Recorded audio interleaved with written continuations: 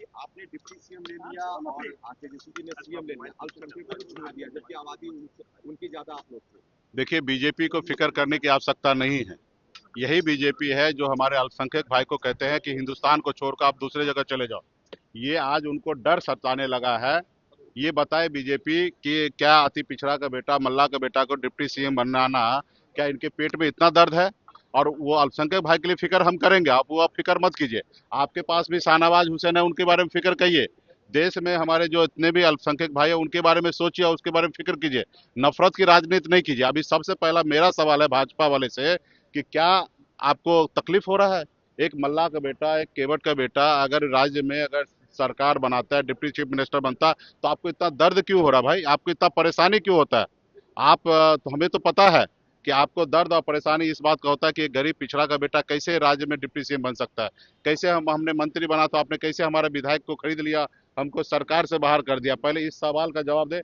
बाकी अल्पसंख्यक के लिए हमको सोचने के आप उसको सोचने की जरूरत नहीं। हम लोगों को पता है क्या करना चाहिए। जिन सीटों पर फ्रेंडली फाइट हो रही है उन सीटों पर कब तक फैसला होगा, कौन लड़ेगा नहीं लड़ेगा? देखिए, आने वाला समय में अभी बहुत ऐसे सीट पे हम लोगों का आपसी सहमति बन चुका है।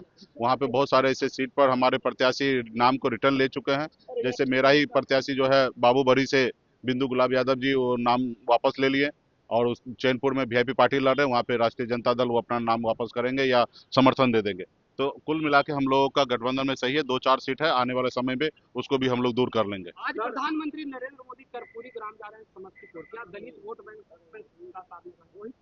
देखिए, मोदी जी बिहार आते हैं, बिहार एक ही मकसद होता है उनका, बिहारी को गुमराह करना, बिहारी को गुमराह करके कैसे वोट ले लेना। आपने देखा 2 दिन पहले देश के गृह मंत्री जी बिहार आए थे और इंटरव्यू में उन्होंने कहा कि फैक्ट्री बिहार में लग ही नहीं सकता क्योंकि यहाँ पे जमीन ही नहीं है। आप बताइए, आपको जो आप लोग एज ए बिहार के बिहारी होने के नाते और आप मीडिया के साथी हैं, आपको बिहार में जमीन नजर नहीं आ रहा है? ये देश में टॉप 10 में हमारा बिहार है जो कृषि उत्पादन में। क्या हमारे आसमान में हम कृषि करते हैं, खेती करते हैं? हमारे जमीन पे ही कर रहे हैं। और इतना हमारे पास लैंड होने के बाद वो कह रहे हैं कि हम फैक्ट्री नहीं लग सकता क्योंकि जमीन नहीं। क्योंकि उनकी नियत ही नहीं है कि बिहार में फैक्ट्री लगाने का।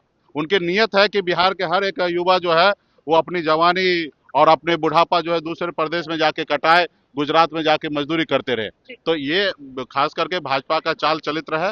बिहार में फैक्ट्री भी लगेगा, बिहार में बदलाव होगा, बिहार में महागठबंधन की सरकार बनेगा और दिल्ली में सरकार बनते ही बिहार में सब उद्योग का रास्ता खोलेंगे।